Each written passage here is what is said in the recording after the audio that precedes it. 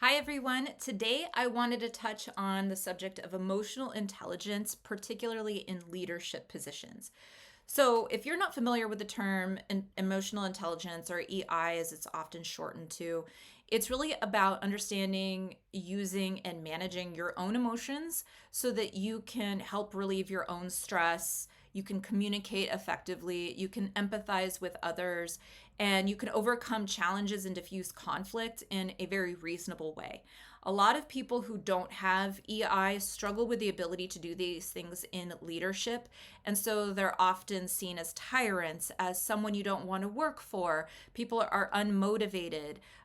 There's just a lot of different ways that it manifests itself. And a manager that has a very high EI, they're usually very successful leaders. They have a staunch leader, people that follow them are really excited about following them, and they feel that their employees feel like they are seen and respected. So, if you are looking to build a really great team that gets a lot done, that is able to move your company forward to be successful, it's really important to cultivate EI in your management team. And if you are a manager, to cultivate that in yourself. There it's not a thing where you either have EI or you don't. A lot of people naturally have EI, and so it's much easier for them to figure these things out and learn how to regulate themselves and to manage others in a highly EI way. But you could also learn it. There's techniques that you can use to learn it. There's lots of courses that you can take to acquire those skill sets.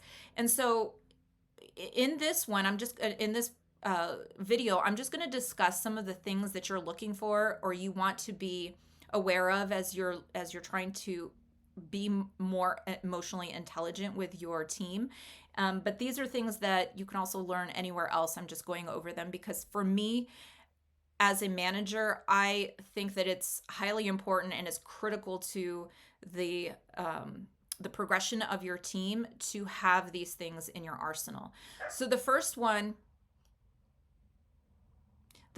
is to have self-awareness. And so you really want to emphasize the importance of leaders recognizing their own emotions. If you are not someone who is aware of how you're feeling, you're not dialed in, you overreact, that stuff is going to be really difficult for you to be an emotionally intelligent leader. You need to be self-aware of these things so you can have tools that help calm you down, that help you see things clearly, because someone who is very reactionary will have a detrimental effect on their employees. You're creating a toxic environment, you are reactionary rather than proactive, and then you can't even see like what your employees are going through and what they need to be nurtured to be better employees. Along with self awareness comes self regulation. So, if you can't control your feelings and manage those behaviors in a way that is healthy, and you're able to adapt to circumstances that change, then it's going to be really hard for you to mentor others and manage them in the way that they need to, especially because you're probably going to have multiple personalities on a team. Each one of them needs a different way to be managed. And someone who can have self awareness and self regulation is going to be much better equipped to manage these people and coach them to be better employees. You have to be motivated too. Like, you have to not just be motivated by external rewards and external recognition. That stuff is cool and like extra, but you need to be able to have your inner ambition come out. You need to be resilient, because as a manager, you're going to have a lot of stress foisted on you. You're going to have things change at a moment's notice, and you're going to have challenges that pose serious hurdles that your team is going to have to overcome. And if you aren't self motivated, if you quickly become overcome by challenges and setbacks and failures, you need to figure out how you get beyond that and how you regulate those thoughts. The other one is having a lot of empathy.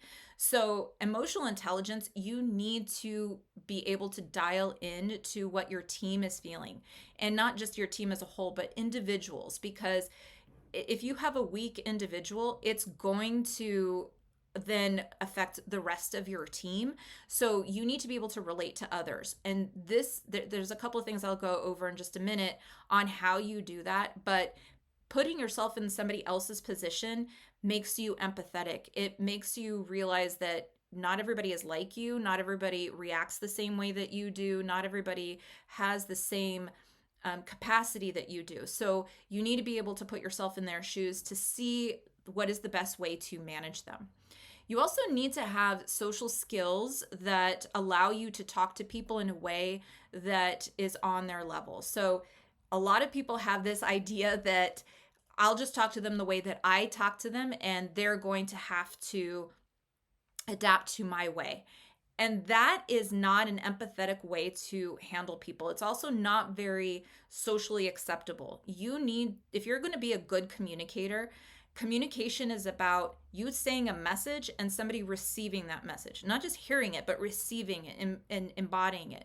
So if you don't have the social skills to communicate in a way that somebody else will understand what you're trying to say, then you need to polish those social skills. You need to figure out a way that you can modify that so whoever you're talking to completely understands what you're trying to say, and that you do the same, that regardless of how they are communicating, you can adapt to them in a way that you can receive that information and do something with it.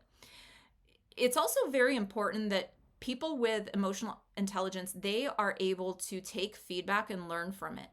You cannot have a ton of pride in this. You have to set your pride aside. And that's a good lesson for just anything, is that if you come into everything with a prideful way of handling things, it's going to be hard for you to actually be empathetic, to see the other person's position, to understand what they are trying to tell you. So you need to be able to be open to feedback. Know that you're not always the person that's right, even if you're in a position of leadership. Others need a voice, and you need to be able to listen to those voices and adapt to them.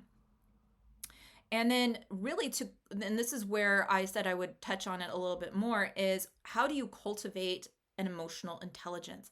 And this is a skill that I really do believe that you can develop. It can be harder for some people than others, but the first thing is active listening. That if you are always listening to someone who is talking, and you're thinking about what your reply is going to be, or what the next thing is that you're going to say, or the next point that you have in your that you want to get across, and you're not actually dialed in and present and taking in what they're saying, you're not doing active listening. Active listening is your head is focused on what they are saying so that you can take that in and then take the time to develop your opinion or your rebuttal or whatever it is.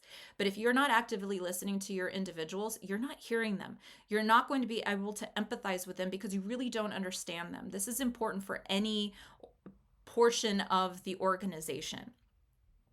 You should also, if you are not a naturally EI person, is practice empathy. Practice with your friends, with your children, with your other colleagues, other managers. You need to practice that on a regular basis because it isn't something that will come naturally to you if you don't already have it. So you need to have exercises where you're practicing empathy and practice active listening.